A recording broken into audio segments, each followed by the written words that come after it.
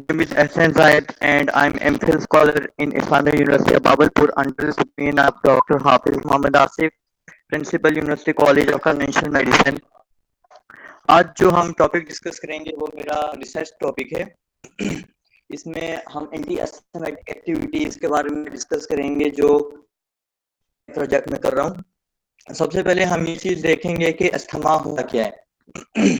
Asthma जो होता है ये एयरवे इन्फ्लामेशन होती है हमारे लंग्स की, और इसमें ये होता है कि हमारा जो एयरवे होता है वो इन्फ्लेम्ड हो जाता है और नैरो हो जाता है, जिसकी वजह से हमारे एयरवे में म्यूकस, एक्सेस अमाउंट में म्यूकस प्रोड्यूस हो जाता है और जिसकी वजह से ये नैरो और स्वेल हो जाता है। मेन जो काज होता है हमारा, तो इसमें रिएक्शंस होते हैं। एलर्जिक रिएक्शन क्यों होते हैं? जब भी कोई एलर्जन, कोई भी पोलन हमारे एयरवे ट्रैक में एंटर होता है तो वो मास्ट सेल्स जो होते हैं वो हिस्टामिन को सिक्रिएट करते हैं, और हिस्टामिन जो होता है वो ऑब्स्ट्रक्शन कॉज करता है, मसल कंट्रैक्शन करता है, और जो होता है वो एयरवे म्यूकोजल एडिमा कॉज करता है, जिसकी वजह से हमारे एयरवे ऑब्स्ट्रक्शन हो जाती है और होता है। इसके कॉमन जो सिम्टम्स होते हैं अस्थमा के वो ये कि ब्रेथ होती है, चेस्ट टाइटनेस होती है, विजिंग होती है, ब्रीथिंग होती है। और मैं अपने प्रोजेक्ट में जो प्लांट यूज कर रहा हूँ वो प्लांट है हिपोफिया रेमनाइट्स,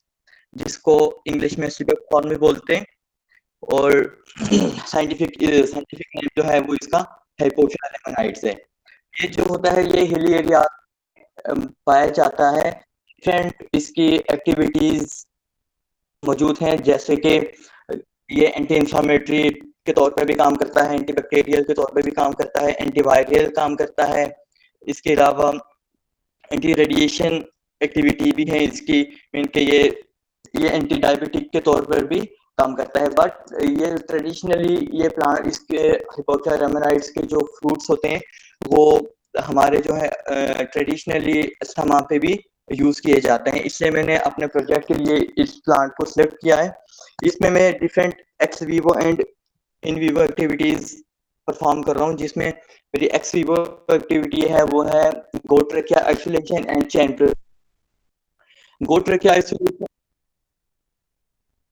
गोट्रेकिया आइसोलेशन एंड चेन प्रिपरेशन में जो ये एक्टिविटी करते हुए जो मुझे हर्डल्स फेस हुई, सबसे मेन जो थी वो टेम्परेचर मेंटेन करना था, क्योंकि जब हम टिश्यू लेते हैं, टिश्यू को अलाइव रखने के लिए डिफरेंट टेम्परेचर चाहिए होते हैं। तो इसका जो टेम्परेचर था वो 4 डिग्री पे मैंने इसको प्रिजर्व करना था और उसी पे इसकी एक्टिविटी परफॉर्म करनी थी। तो ये थोड़ा सा मुश्किल था मेरे लिए कि 4 डिग्री पे उसका मेंटेन रखना, और ताकि टिश्यू डेड ना हो। दूसरा ये था कि जो टिश्यू ऑर्गन बाथ था जिसमें मैंने ये एक्टिविटी परफॉर्म करनी थी, उसका टेम्परेचर 37 डिग्री सेंटीग्रेड था, तो उसमें टिश्यू को अलाइव रखना था। तो इसमें जो मेरा ये था कि मैंने प्लांट एक्सट्रैक्ट यूज किया, अपने प्लांट का जो है वो 70-30 कंसेंट्रेशन के साथ एक्सट्रैक्ट बनाया और वो एज अ मेडिसिनल यूज किया। और मैंने डिफरेंट ग्रुप्स यूज किए, जैसे नॉर्मल कंट्रोल था, पॉजिटिव कंट्रोल था, नेगेटिव कंट्रोल था, और इसके अलावा एक्सपेरिमेंटल 4 ग्रुप मैंने यूज किए। पहला जो नॉर्मल कंट्रोल में था जो वो है क्रैप सूशन मैंने रखा। क्रैप सूशन जो था वो ऑर्गन बाथ में भी क्रैप सूशन ही फिल किया जाता था, जिसको हम नॉर्मल कंट्रोल के तौर पर यूज करते थे, और उसका जो टेम्परेचर था वो 37 डिग्री सेंटीग्रेड रखना पड़ता था। तो दूसरा ये जो हमारा टिश्यू था, गोट्रेकिया का जो टिश्यू था, इसको अलाइव रखने के लिए 4 डिग्री सेंटीग्रेड इसका टेम्परेचर रखना था। तो सबसे पहले हमने ये मेथड किया कि मैंने गोट्रेकिया लिया और उसको आके प्रिजर्व कर दिया क्रैप सोल्यूशन में 4 डिग्री सेंटीग्रेड में। ऑर्गन बाथ में डालने से पहले 4 डिग्री सेंटीग्रेड में मैंने उसको प्रिजर्व रखा, और प्रिजर्व रखने के बाद 4 डिग्री सेंटीग्रेड में तकरीबन 3 to 4 हावर्स तक ये अलाइव रहता है, उसके बाद ये डेड हो जाता है, ये जो ट्रेकिया का टिश्यू है। दूसरा उसको मैंने फिर डिफरेंट कट में ट्रेकिया को डिफरेंट कट किए और उसको जो है वो एक टाइट कर दिया।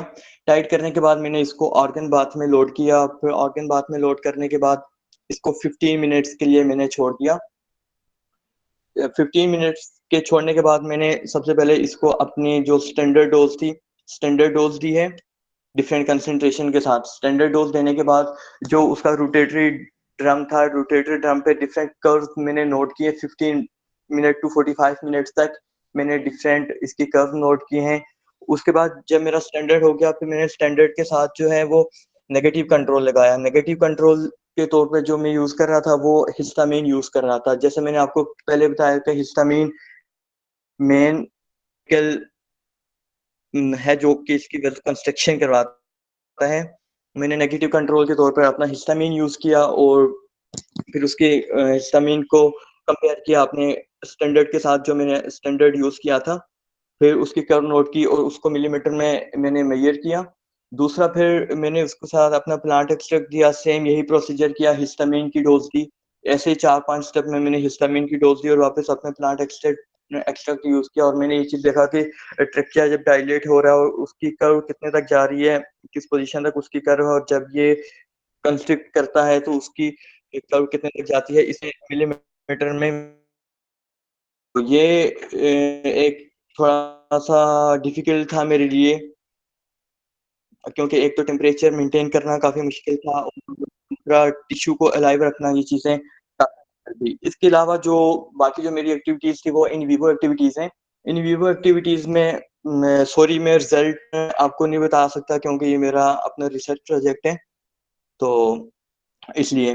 बाकी जो आगे मेरी जो नेक्स्ट एक्टिविटीज है वो इन विवो एक्टिविटी है। इन विवो एक्टिविटी में मैंने सबसे पहले टॉक्सिसिटी स्टडी की है, acute toxicity study. Acute toxicity में तकरीबन मैं 5000 टू 55000 मिलीग्राम पर केजी तक में गया। तो क्योंकि मेरे प्लांट है टॉक्सिक नहीं है, फूड के तौर पर भी यूज किया जाता है, तो फिर 5500 मिलीग्राम तक कोई मैंने टॉक्सिसिटी कोई साइन नोट नहीं किया। फिर मैंने इसको फर्दर कंटिन्यू किया। मेरी जो नेक्स्ट एक्टिविटी थी वो थी इन विवो एसिनोफिलिक काउंट था।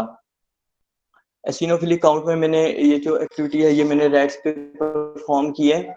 इसमें डिफरेंट काउंट मैंने देखा। इसमें मैंने जो नेगेटिव कंट्रोल के तौर पर मैंने मिल्क इंड्यूस किया और मिल्क डिफरेंट इंफॉर्मेशन कॉज की है। और जैसे मैंने आपको प्रीवियस बताया कि जैसे गोल्ड रखी आइसोलेशन में मैंने डिफरेंट ग्रुप्स बनाए थे, normal control, negative control, positive control. बाकी जो मेरा प्लांट एक्सट्रैक्ट की जो डोज थी वैसे ही मैंने इन विवो में भी ऐसे ही ग्रुप बनाए और उनको कंपेयर किया। जो हमारा मेरा प्लांट एक्सट्रैक्ट था उसको मैंने कंपेयर किया अपने जो स्टैंडर्ड डोज थी। जो गोल्ड रखिया में मैंने स्टैंडर्ड यूज किया हुआ है, पॉजिटिव कंट्रोल यूज किया हुआ है, वो डिफरेंट यूज किया हुआ है, और जो मैंने इन विवो में यूज किया हुआ है वो डिफरेंट यूज किया हुआ है, क्योंकि डिफरेंट एक्टिविटीज वेरी कर रही हैं, उनके लिए डिफरेंट स्टैंडर्ड यूज करते हैं। तो इनमें मैंने मिल्क एंड यूज किया, इन्फ्लामेशन कॉज करवाई, 24 आवर्स के बाद रेट्रो ऑर्बिटल पंचर किया और उस फिर मैंने ब्लड लिया और फिर मैंने सीबीसी भी करवाई जिसमें मैंने एसिनोफिल ल्यूकोसाइट्स का काउंट देखा। और फिर मैंने स्लाइड प्रिपरेशन की है जिनमें eosinophil leucocytes count note down किया है। और इसमें मैंने ये चीज नोट की कि मेरा प्लांट जो है वो कितने इसिनोफिल को प्रिवेंट कर रहा है, इसकी परसेंटेज इनिबिशन काउंट की। और फिर जो दूसरा चीज देखा कि स्टैंडर्ड जो मैंने जो स्टैंडर्ड यूज किया था इन दोनों का कंपैरिजन किया, तो अल्हम्दुलिल्लाह अच्छे रिजल्ट्स आए इन दोनों के। तीसरा चौथी जो मेरी एक्टिविटी है वो मास्ट सेल डिग्रेनुलेशन है। जैसे कि सबको पता ही है कि हमारे अस्थमा में जो है वो मास्ट सेल्स का रोल होता है। जो मास्ट सेल्स ही होते हैं वो आपके हिस्टामिन को रिलीज करते हैं। तो मास्ट सेल्स की डिग्रेनुलेशन देखी, उसमें भी मैंने सेम इसी तरह से डिफरेंट ग्रुप्स बनाए हैं। 5-6 ग्रुप्स मेरे बनाए, normal control, negative control, positive control, और मेरे जो प्लांट के ग्रुप्स थे उनमें मैंने डिफरेंट डोजेस दिए। इसमें भी जो मेरा पॉजिटिव कंट्रोल था, मेरा पॉजिटिव कंट्रोल चेंज था, बाकी जो प्लांट डोज थी वो भी चेंज थी। तो मैंने भी इसमें मैंने जब 4 to 5 डेज ये एक्टिविटी परफॉर्म की है, इसमें मैंने मास्टर डिग्रेनुलेशन देखी है। जो पेरिटोनियल फ्लूइड है वो कलेक्ट किया अपने रैट से और उसके बाद मैंने स्लाइड्स वगैरह बनाई हैं। उसमें मैंने देखा है कि मास्टर डिग्रेनुलेट हो रहे हैं, जो हमारा जो स्टैंडर्ड है वो कितना उनको सपोर्ट कर रहा है, कितना प्रिवेंट कर रहा है, जो मेरा प्लांट है उसको वो कितना प्रिवेंट कर रहा है। तो अल्हम्दुलिल्लाह इसमें भी अच्छे अच्छे रिजल्ट्स मुझे मिले हैं। तो मेन फोकस यही था कि जो ये जरा मेरा प्लांट है ये यूज हो रहा है, लेकिन साइंटिफिकली ये प्रूफ नहीं है, साइंटिफिकली इस पे काम नहीं हुआ हुआ। तो मैंने इसलिए इन पे ये एक्टिविटीज परफॉर्म किए। 4 एक्टिविटीज मेरी थी एमफिल का जो मेरा प्रोजेक्ट है, इसमें इन विवो और इन विट्रो एक्टिविटीज थी। तो बाकी ये है कि रिजल्ट मेरे, सॉरी मैं आपसे पहले भी सॉरी किया था कि वो तो जाहिर है नहीं बता सकता मैं आपको, लेकिन प्रोसीजर ये था। एक चीज ये थी कि मेरा जो बेसिकली, मैं कश्मीर से बिलोंग करता हूँ और उधर अस्थमा के पेशेंट ज्यादा थे, और हमारे कश्मीर में भी हमारा जो प्लांट है हिपोक्सिया रेमनाइड्स, ये एक्सेस अमाउंट में पाया जाता है और ये ट्रेडिशनली भी यूज किया जाता था। फिर इसकी वजह से मैंने इसी प्लांट को लिया और ये एक्टिविटीज परफॉर्म की, और अल्हम्दुलिल्लाह मेरा अच्छा रिजल्ट आया इनमें। That's it.